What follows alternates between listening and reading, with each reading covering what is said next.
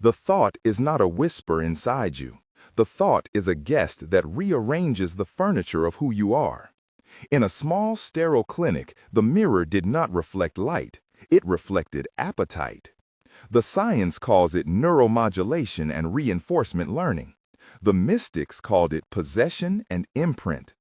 Dr. Mara Ellison is a neuroscientist who trusts data until her hunger begins to argue back. She is brilliant and brittle, a woman who solved circuits for a living and could not stop eating the foods that seemed to claim her will. Her failing made her credible. She had lived the symptom before she found the mechanism. The machine she follows is not a scalpel and not a prayer. It is a frequency that learns to ask for permission and then forgets to ask again. The room smells faintly of iodine and orange peel. There is a hum like a throat clearing from under a floorboard. Stay with me now, because this is not a story about willpower alone. This is about how patterns of craving and thought come to own the body and, if left unexamined, transform houses into cages. What if the question is not who you are, but what you have been tuned to become? What if the cravings you call yours are an infestation of signal and habit? How fast will you listen before the voice becomes identity? The first evidence is small and clinical and therefore persuasive. At a community hospital in the city, a cluster of patients presented with identical complaints. Sudden urges to consume specific combinations of flavors that left no metabolic explanation. Blood profiles were ordinary except for irregular neuropeptide spikes timed to advertising cycles and meal times. Jonas Mercer, a lab technician, ran assays and found a repeatable waveform in saliva samples. Dr. Elias Kwan, an archivist in medical history, pulled a 19th century pamphlet from a damp file labeled Appetite and Will, shown in a faded script that described a similar pattern after the arrival of urban advertisements. An acoustic engineer named Lena Park correlated the resonant frequency of modern media jingles with the neuroentrainment signatures picked up by Mara's electrodes. Evidence accumulates like geological strata. The hospital administration offers diagnoses that cost money and simulate certainty. Insurance codes suggest diagnosis and containment rather than repair. The pattern is unmistakable, and institutional indifference makes the signal more dangerous. Marcus Hale, a reporter from the regional paper, calls it a cultural contagion and brings recordings. Naomi Ishikawa from Archival Studies supplies a ledger of 19th century tonic sellers who noticed predictable surges in appetite when a street bell rang. Tradition and laboratory converge. The investigator moves from the abstract to the particular because patterns without persons feel remote. The method appears almost ridiculous when first described. It is not a pill. It is a lattice of sound and paced consumption that exploits resonance at the level of synaptic timing. Mara calls it the resonant loop. They call the device the Loom because it weaves patterns across the second brain in the gut and the cortical fields above. Professor Bernard Lay left designs in a notebook packed in oilcloth that describes frequencies that nudge reward circuits into new basins of attraction. In a cramped lab, Jonah says with some nervous amusement, "So we are playing music to a gut?" Mara replies, "Not music, a template, a scaffold. We tune until the old song falls out of phase." Jonah, "And if the body resists?" Mara, "Then we do not force. We understand where it is already vibrating and map a path out." They plan a test. Lena adjusts speakers. Jonah connects electrodes. Sophia Alvarez, a patient who has been hungry for 2 years, volunteers. Sophia's hands tremble. She describes the itch in the back of her throat as something alive. The loom begins to play a scarcely audible motif that is more felt than heard. You can smell warm bread from the cafeteria through the concrete. The test is clinical and intimate. The scene smells of coffee and disinfectant and the heat of a lamp on glass. The first risky test becomes a test of bodies and ethics. Sophia reports at first relief, then a surge of vertigo. There is an exchange in the room rendered in close detail that matters because each line carries stakes. Sophia, it is like someone is rewriting my mouth. Mara, name what changes. Jonah, are we recording everything? Sophia, when you ask, I feel space where the craving was. Mara, does the space belong to you or to the silence we brought? Lena, we are uncertain about duration. Marcus, publishable or dangerous?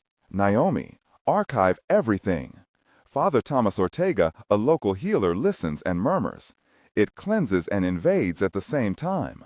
The dialogue stretches. Each voice has certainty and doubt. The tension in the room tastes metallic. For a minute, there is a collective breath held across different epistemologies. This is the moment when method and meaning collide. The loom seems to disengage a small part of the craving. Sophia cries and laughs in the same breath. Sensory detail. The sweat cools at her temples. The speaker's grill smells faintly of ozone, and the light blinks once like a shutter closing. An important pause here for you and the rest of us who watch to speak and to gather evidence. If this touches you in some way, you are not alone. If this unsettles a memory, we ask you to tell it so we can gather a pattern. Share below, starting with, I felt, and then the sentence that matters. Did you ever learn to love something that then began to feel like a stranger? Were you ever sure a decision was yours when later you suspected it had been suggested? Your stories matter because science and story are the twin maps of a phenomenon we cannot solve alone. Tell us the simple fact and the date if you remember. What did you do that? Change nothing, and what did you do that changed everything? Share the phrase, I felt, and begin. Your gesture of sharing creates a data set of the lived interior. We will read and collect and consider recurring themes. Now we return to the lab because the narrative does not stop at confession. The danger intensifies in the second act, and the loom reveals a capacity for miscalibration. When a loop is tuned incorrectly, resonance amplifies the invasive pattern instead of collapsing it.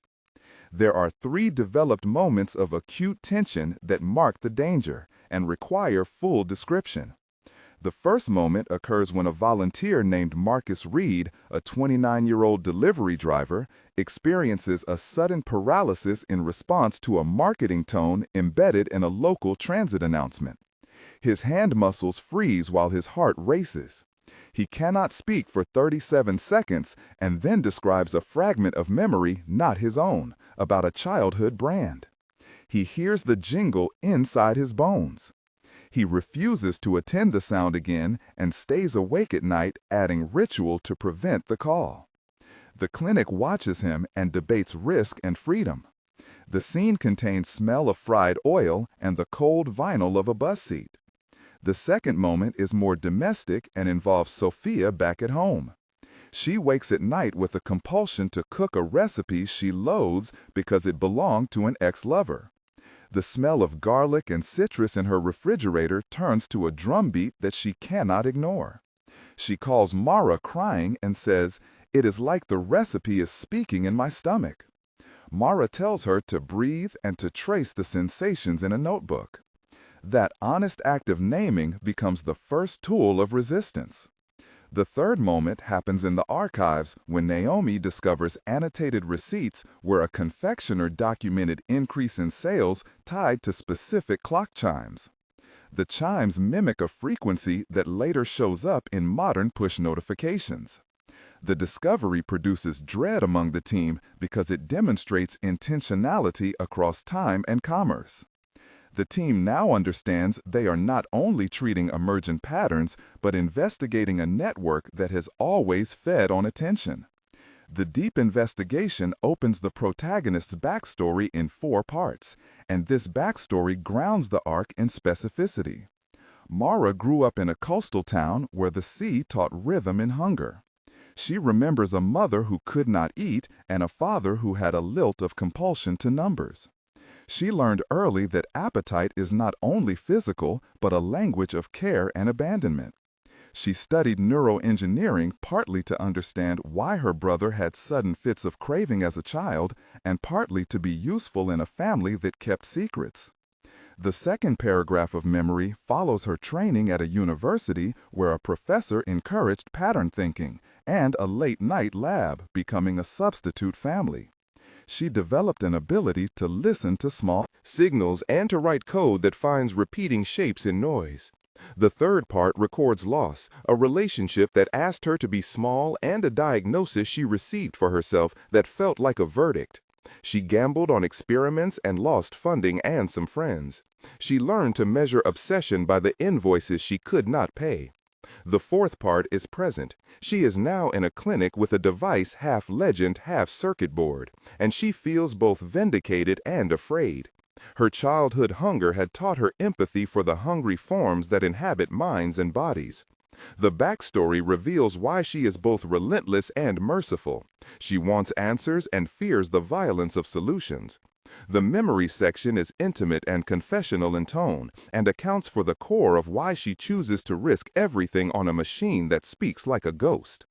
The deeper history of the Loom is recovered in brittle archive rooms and coded notebooks. Professor Bernard Lee is a name that threads through patents and sermons, a figure who might be inventor or charlatan.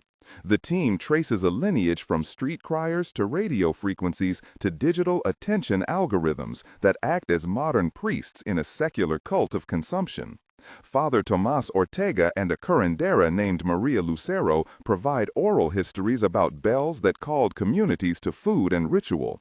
Margaret Chong, a public health official, supplies data on advertising spikes and emergency room reports. Lena Park demonstrates acoustic overlap between cathedral bells and supermarket playlists.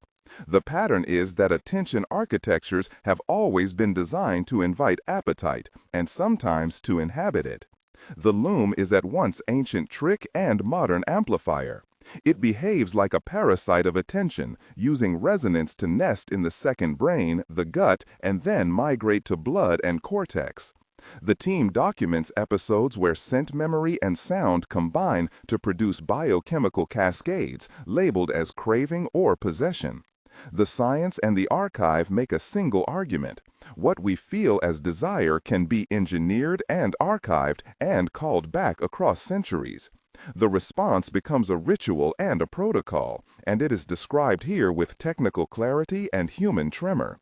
The exorcism is not mystical in the old way, but it borrows structure from ritual and rigor from clinical procedure.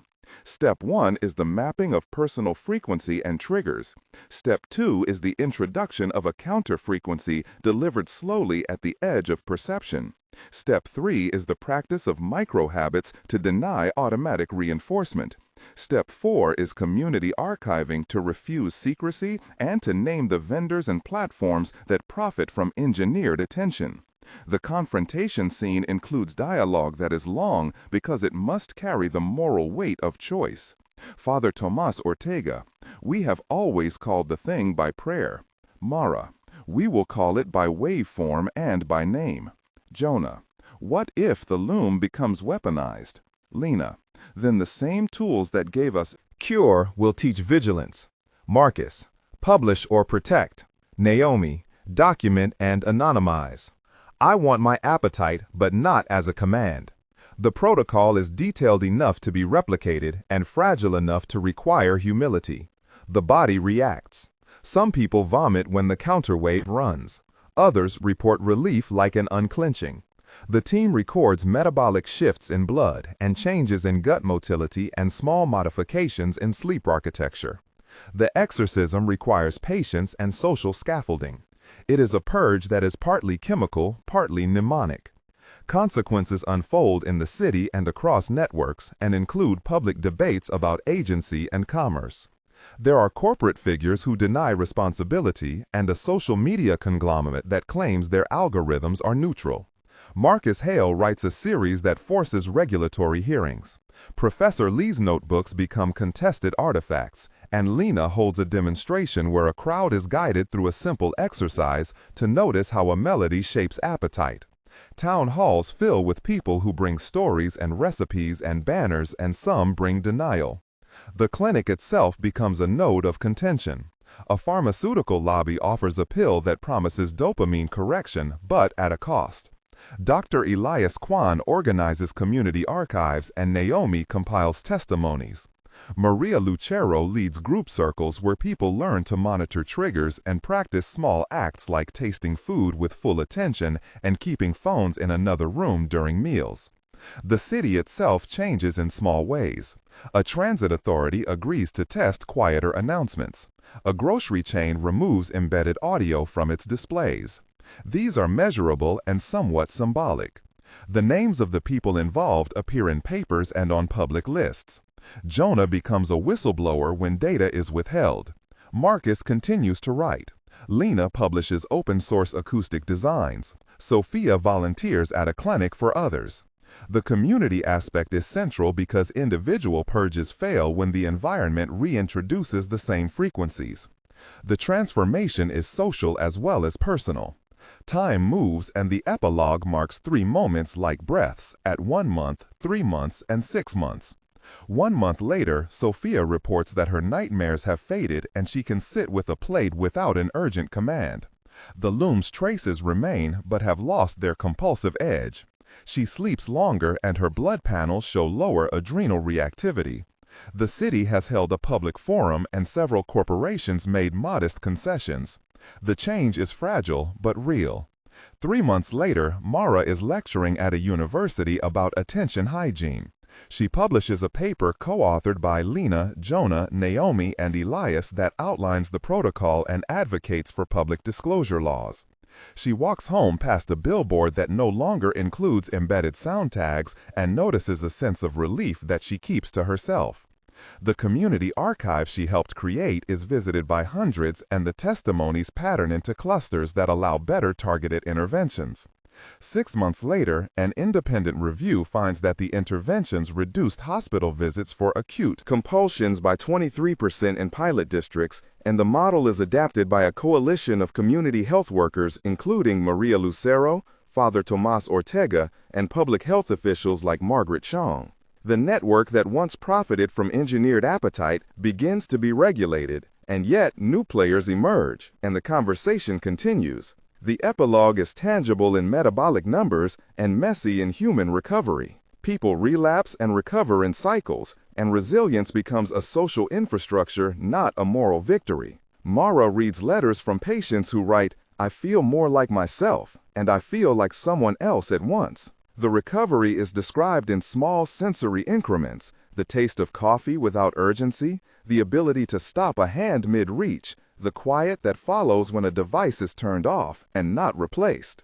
The legacy is contested and imperfect, and for the protagonist it is both vindication and unfinished business. She has lost some friends and gained some allies. She watches the Loom's prototype boxed and then a community workshop where the device is repurposed for therapeutic breathing exercises. Children learn to notice their breath, and elders teach the names of foods that belong to memory, not to market. The final data do not claim absolutes, but they do show measurable reduction and an archive that invites more scrutiny. The social fabric has been altered, and new rituals of attention are born. In the end, the narrative asks you to practice one small experiment. Notice what reaches for you during the next meal. Name the first 3 urges, and then ask where they learn to speak. Remember that a craving may be a parasite, or it may be a messenger, and that the difference is what you do with the information. If this account moved you, if it opened a private memory or a public curiosity, write your story starting with "I felt," so we can collect patterns and support each other.